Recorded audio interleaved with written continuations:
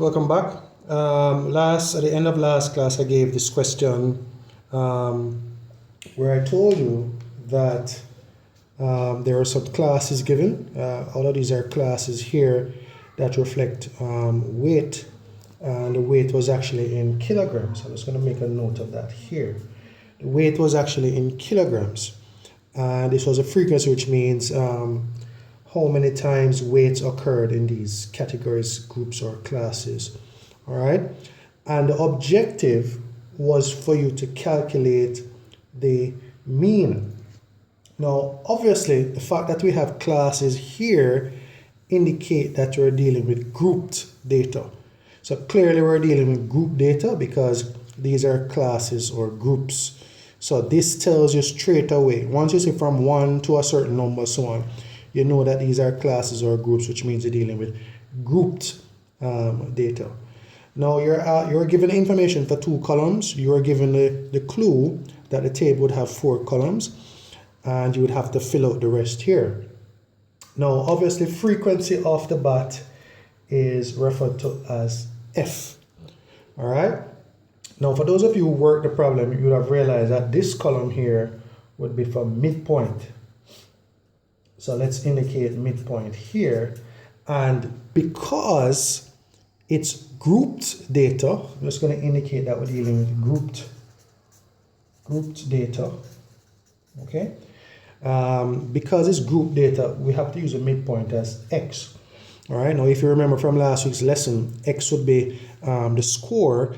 That would be the individual or specific scores going down. So you wouldn't say any classes here. You'd say the specific scores like 3, 2, 7, or you just go from 1, 2, 3, 4, 5, 6, 7, 8, 9, 10, right down to 25. Right. So if it were on group data, it would be 1, 2, 3, 4, 5, 6, 7, 8, 9, 10 going on to 25. So you actually have 25 rows. But because we're having classes here, we know we're dealing with grouped data.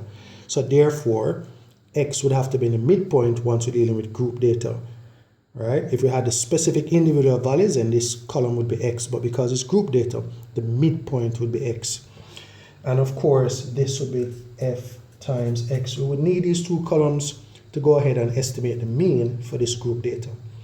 So what would be the midpoint for the first class 1 to 6? Well, all you need to do is add 1 and 5. And that would be 6. And divide that by 2. So the midpoint would be 3 here. All right. Now for this, 6 and 10 would be 16. Divide that by 2. Midpoint of this class would be 8. The midpoint of this class here, 11 and 15, 26. Divided by 2, 13. The midpoint of this class would be 18. And the midpoint of this class, 21 and 25, is 46. And you would divide 46 by 2, and that will give you 23. Now, persons who are not following how I did the midpoint, and we're going to come back to midpoint at another session, but persons who are not following the midpoint, if you notice for the first class, it's 1 to 5. So I'd have 1, 2, 3, 4, 5 for this class here. For the class 1 to 5, which is the first class here, and the mid value would be 3, and notice we end up with 3 right there. Same thing for the class 6 to 10, 6, 7, 8, 9, 10. The midpoint of the class would be 8, which is why we have 8 here. So this is one way of doing it. Another way is just to add the 2 numbers here and then divide them by 2, which is what we did. So that's how you get the midpoints there. Now, so the fact that we have the frequency, which is F, and the midpoint, which is X, and again, we're using X for the midpoint because we're dealing with group data. X would be for the first column if we had on-group data with individual values. So just to make sure that that is very, very clear before we continue, let's say we had the table and weight was here. Now, we have the classes here, but if the weight, for example, is 1, 2, 3, 4, these are specific.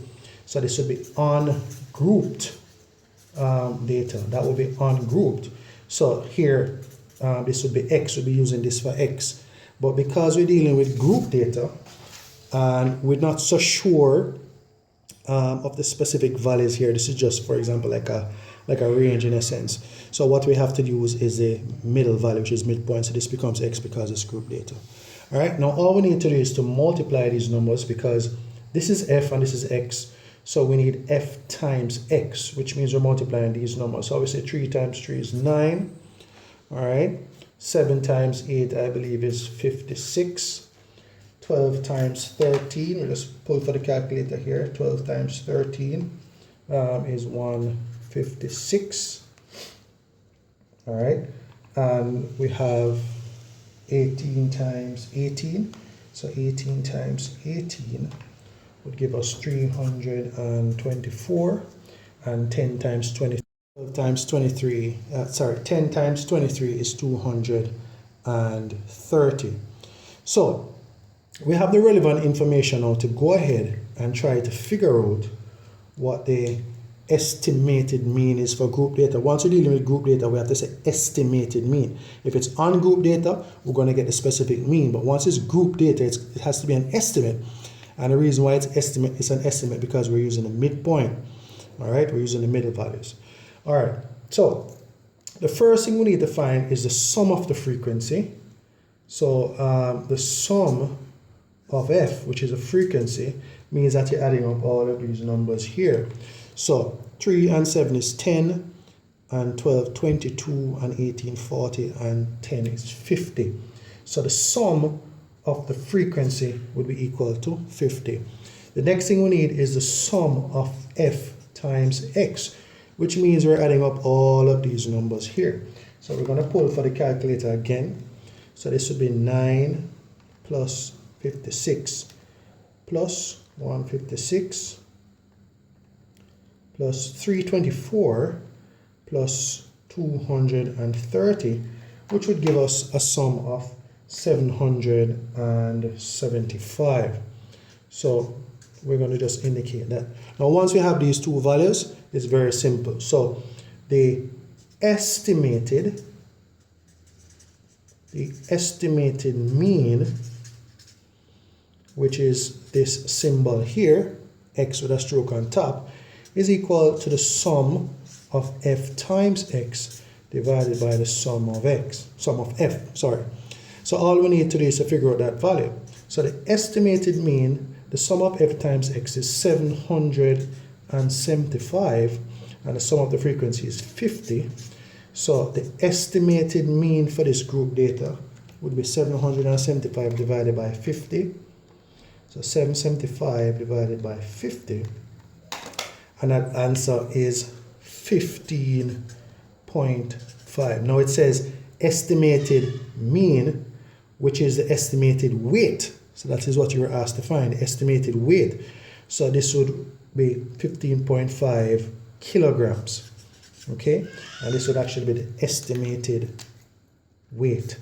So the estimated mean weight.